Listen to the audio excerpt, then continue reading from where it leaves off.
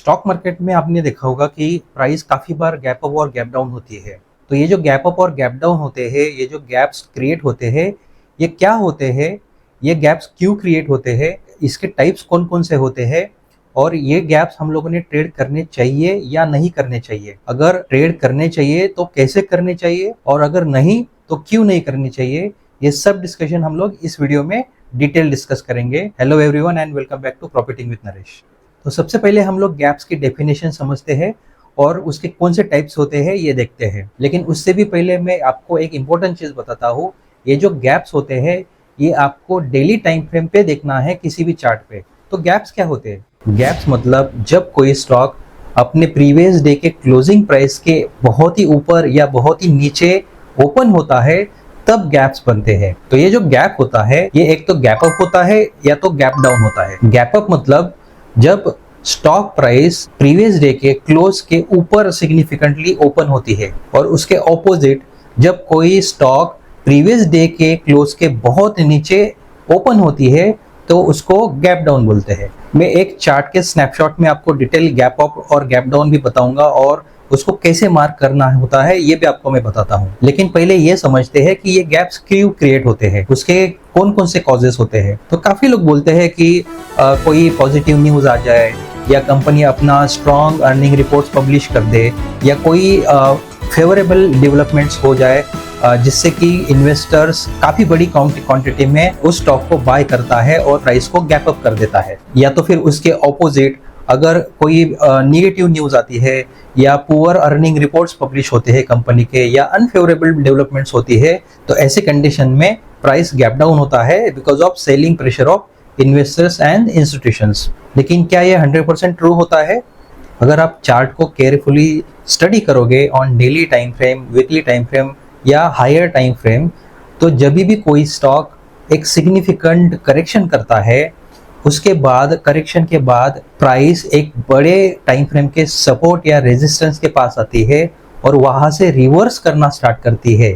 तो जब ये प्राइस रिवर्सल होता है ये बहुत ही स्ट्रॉन्ग बाइंग या सेलिंग के साथ होता है और जब भी कोई स्ट्रॉन्ग बाइंग और सेलिंग के साथ रिवर्सल आता है तो अक्सर हम लोग गैप अप और गैप डाउन देखते हैं। लेकिन एक इम्पोर्टेंट चीज़, ये जो गैप डाउन और गैप अप होते हैं ये ज़रूरी नहीं है कि ये रिवर्सल के पोजीशन पे ही हो या तो फिर जो ओवरबॉट या ओवरसोल्ड पोजीशन है तभी हो। ये जो गैप्स बनते हैं जब कोई स्टॉक कंटिन्यूसली फॉल कर रहा है या कंटिन्यूसली रैली कर रहा है तभी भी बन सकते हैं। और यहीं पे हमको ये जानना बहुत इंपॉर्टेंट है कि गैप्स के कौन से टाइप्स होते हैं और उनको कैसे ट्रेड करना है अगर ट्रेड करना हो तो मैं आपको बता देता हूँ कि जो गैप अप और गैप डाउन होता है उसको कैसे आइडेंटिफाई करें, उसको आइडेंटिफाई करने की कौन सी क्राइटेरिया है और उसको कैसे मार्क करें। और उसके बाद मैं आपको बताता हूँ कि गैप्स के कौन से टाइप्स होते हैं और आपको कौन सा टाइप ट्रेड करना चाहिए। तो first and the most important चीज, गैप्स आपको सिर्फ और सिर्फ डेली टाइम फ्रेम पे देखने होते हैं। सबसे पहले मैं आपको गैप अप कैसे मार्क करना होता है ये आपको बताता हूँ। तो आप इस अगर चार्ट में आप देखोगे तो आपको सबसे इंपॉर्टेंट चीज गैप अप में ये ध्यान में रखनी है कि रिवर्सल के पहले जो 3 दिन की कैंडल है उसकी जो क्लोजिंग प्राइस है वो प्रीवियस डे के क्लोजिंग प्राइस के नीचे ही क्लोज होनी चाहिए। आप देखोगे तो ये जो बड़ी बड़ी जो रेड कैंडल आपको दिख रही है इसकी क्लोजिंग प्राइस प्रीवियस डे के क्लोजिंग प्राइस से नीचे ही क्लोज हुई है। इसके बाद एक ग्रीन कैंडल बनी और ग्रीन कैंडल और जो ड्रॉप रेड कैंडल है इसके बीच एक गैप क्रिएट हुआ जो मैंने ब्लू पैच में मार्क किया है। आप रेड सर्कल में देखोगे तो एक ब्लू पैच दिख रहा है, वो एक गैप है। तो इस गैप को आप कैसे मार्क करोगे? तो देखो जो लास्ट ड्रॉप कैंडल थी उसकी जो क्लोजिंग प्राइस है वहां से लेके जो रैली कैंडल बनी, नेक्स्ट जो रैली कैंडल बनी रिवर्सल के इमीडिएटली बाद जो फर्स्ट रैली कैंडल बनी, उस रैली कैंडल का जो लो है वहां तक आपको जो गैप है वो मार्क करना है। मैं फिर से रिपीट करता हूं, तो आपको जो गैप अप मार्क करना है ये लास्ट ड्रॉप कैंडल के क्लोज से लेके नेक्स्ट जो रैली कैंडल बनी ग्रीन कलर की उसके लो तक आपको गैप मार्क करना है, जो मैंने रेड सर्कल में ब्लू पैच में आपको मार्क करके दिखाया है। ये जो रिवर्सल के बाद बना हुआ जो गैप अप है यहाँ पे अगर प्राइस वापस आके टेस्ट करती है तो ये गैप नॉर्मली फिलअप कर दी है और वहां से प्राइस ऑपोजिट डायरेक्शन में मूव करना स्टार्ट कर देती है। तो ये जो गैप अप होते हैं, ऐसे गैप अप जो रिवर्सल के बाद क्रिएट होते हैं और जब प्राइस ऐसे गैप्स को फिलअप करने वापस आती है रिटेस्ट करने के लिए, तो उसके बाद जो प्राइस मूवमेंट होती है, इसका जो रैली होता है ये फास्ट होता है। सेकेंडली, जो गैप डाउन होते हैं उसको कैसे आइडेंटिफाई करें और उसको कैसे मार्क करना होता है, ये मैं आपको एक चार्ट के स्नैपशॉट में बताता हूँ। इस स्नैपशॉट में अगर आप देखोगे तो एक सिग्निफिकेंट रैली के बाद जब प्राइस एक रेजिस्टेंस के पास आई, हो सकता है कि वो रेजिस्टेंस हो, और उसके बाद जब प्राइस सडनली गैप डाउन होती है, तो आप इसमें देखोगे जो रेड सर्कल में मैंने मार्क किया है वहां पे एक बेस कैंडल बनी है। उस बेस कैंडल के क्लोज से लेके जो गैप डाउन वाली कैंडल है उसका जो हाई है वहां तक का जो गैप होता है ये गैप डाउन होता है। ये मैंने ग्रे कलर में मार्क किया है रेड सर्कल में, आप देख सकते हो। तो जब प्राइस वापस ऐसे गैप फिलअप करने के लिए इमीडिएटली आती है तो reaction can be very quick और वो गैप फिलअप करके वापस एक बड़ा फॉल स्टार्ट होता है।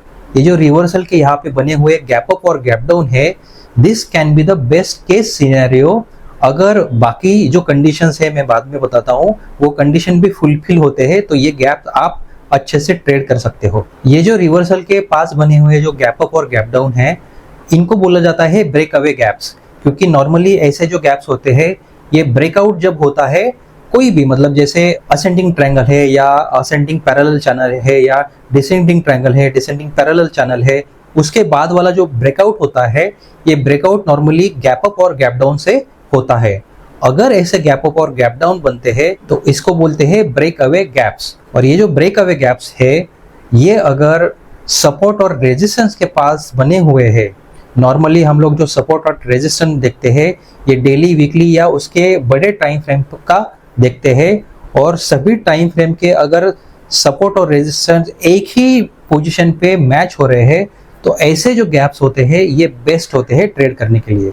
टू मेक इट इजी, मैं यहाँ पे ये बताना चाहता हूँ कि जब भी ऐसे रिवर्सल के पास गैप्स तैयार होते हैं और वहाँ पे मान लो कि डेली का सपोर्ट है या डेली का रेजिस्टेंस है और उसी जगह पे वीकली का सपोर्ट और रेजिस्टेंस भी है और उसी के आसपास मंथली टाइम फ्रेम का भी सपोर्ट रेजिस्टेंस है, या तो फिर मंथली जो टाइम फ्रेम का जो डिमांड या सप्लाई जोन है वो आपके ट्रेड के फेवर में है, तो ऐसे जो गैप्स होते हैं ये बहुत अच्छे होते हैं और वहां से जो रिएक्शन होता है वो क्विक होता है और आपका जो टारगेट होता है ये भी क्विकली अचीव हो सकता है। आपको एक इंपॉर्टेंट चीज यहाँ पे ध्यान में रखनी है कि ये जो ब्रेक अवे गैप्स होते हैं ये आपको as a stand alone strategy कभी ट्रेड नहीं करने हैं।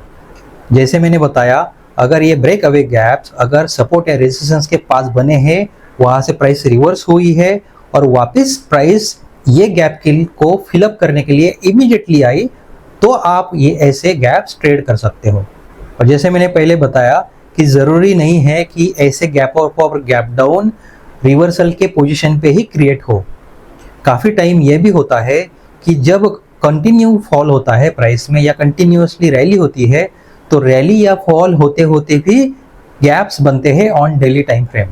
तो ऐसे जो गैप्स होते हैं जो रैली या फॉल के डायरेक्शन में बनते जाते हैं, ऐसे गैप्स को बोला जाता है नॉइज गैप। ये जो नॉइज गैप है ये जो प्रोफेशनल ट्रेडर्स नहीं होते हैं, जिनको ज़्यादा नॉलेज नहीं है, ये नॉर्मली ऐसे गैप्स ट्रेड करते हैं। मैं आपको एक चार्ट का स्नैपशॉट दिखाता हूँ और आपको बताता हूँ कि ये नॉइज गैप कैसे क्रिएट होते हैं और उसको कैसे मार्क किया जाता है। अगर आप इस इमेज में देखोगे तो यहाँ पे भी एक सिग्निफिकेंट फॉल के बाद अगर प्राइस रिवर्स होती है और रिवर्सल के बाद प्राइस गैप अप करते करते रैली होती है, तो यहाँ पे एक मैंने सर्कल किया है रेड कलर का और उसमें आपको ग्रे पैच दिख रहा होगा। तो ये जो ग्रे पैच है उसको नॉइज गैप बोला जाता है। तो ऐसे नॉइज गैप कैसे मार्क करते हैं, तो आप कोई भी एक कैंडल लोगे, उस कैंडल के लो से लेके प्रीवियस डे के कैंडल के क्लोज प्राइस तक आपको गैप मार्क करना है। इसको बोलेंगे हम लोग नॉइज गैप। लेकिन सबसे इंपॉर्टेंट चीज, अगर ऐसे गैप्स अगर सपोर्ट और रेजिस्टेंस के बीच में बनते हैं, मान लो डेली का सपोर्ट है और ऊपर एक रेजिस्टेंस है, उस सपोर्ट और रेजिस्टेंस के बीच ये ऐसे गैप बनते जा रहे हैं, तो आपको ऐसे गैप्स अवॉइड करने हैं। तो ऐसे गैप्स आपको क्यों अवॉइड करने हैं? क्योंकि सबसे पहली चीज, ये जो गैप्स बन रहे हैं ये एक मेजर सपोर्ट और रेजिस्टेंस के बीच बन रहे हैं, या तो वो रैली है या तो वो फॉल है।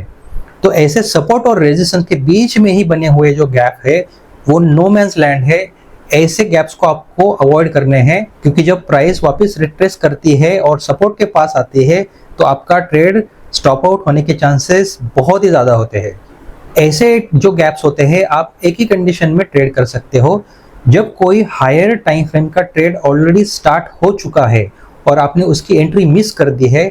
तो अगर डेली टाइम फ्रेम पे ऐसे गैप आपको दिखे तो उस गैप के पास अगर प्राइस आके कंसोलिडेट करने लगे और कंसोलिडेशन के बाद वापस प्राइस रिवर्स करके ऊपर जाने लगे या नीचे जाने लगी, डिपेंडिंग ऑन योर ट्रेड, अगर वो लॉन्ग है तो अगर ऊपर जाने लगी तो आप उस गैप को ट्रेड कर सकते हो। Same way noise gap fall के टाइम भी बन सकते हैं। अगर एक रेजिस्टेंस के पास आके प्राइस वापस फॉल करना स्टार्ट किया और फॉल करते करते टिल द नेक्स्ट सपोर्ट वो गैप बनाते बनाते अगर जा रही है तो ऐसे गैप्स को नॉइज गैप बोलते हैं।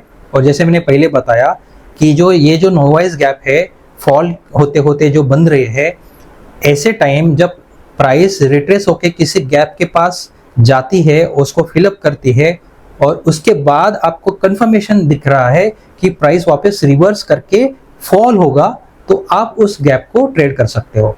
तो मैंने आपको दो टाइप्स के गैप बताए, first break away gap and second noise gap. जो ब्रेक अवे गैप्स होते हैं ये नॉर्मली सपोर्ट और रेजिस्टेंस के पास बने होते हैं और वो गैप्स इंडिकेट करते हैं कि वहां से एक नया ट्रेंड स्टार्ट हो सकता है। एंड सेकेंडली जो नॉइज गैप होते हैं ये रिवर्सल होने के बाद जब प्राइस नेक्स्ट सपोर्ट या रेजिस्टेंस के पास उसकी जर्नी स्टार्ट करती है, उसके बीच में ही कहीं ये गैप बनते हैं। ऐसे गैप्स को आपको नॉर्मली अवॉइड करने होते हैं। तो आपके लिए मैं वापस समराइज कर देता हूँ। Gaps are always to be seen on daily time frame. Secondly, gap should not be traded as a standalone strategy. And third and the most important thing, अगर gap up और gap down सपोर्ट या resistance के पास बने हुए हैं और price वापस वहां पे गैप फिलअप करने के लिए आ रही है, रिटेस्ट करने के लिए आ रही है, वहां पे आपको स्ट्रॉन्ग डिमांड जोन या सप्लाई जोन भी दिख रहा है, तो आप ऐसे गैप्स ट्रेड कर सकते हो।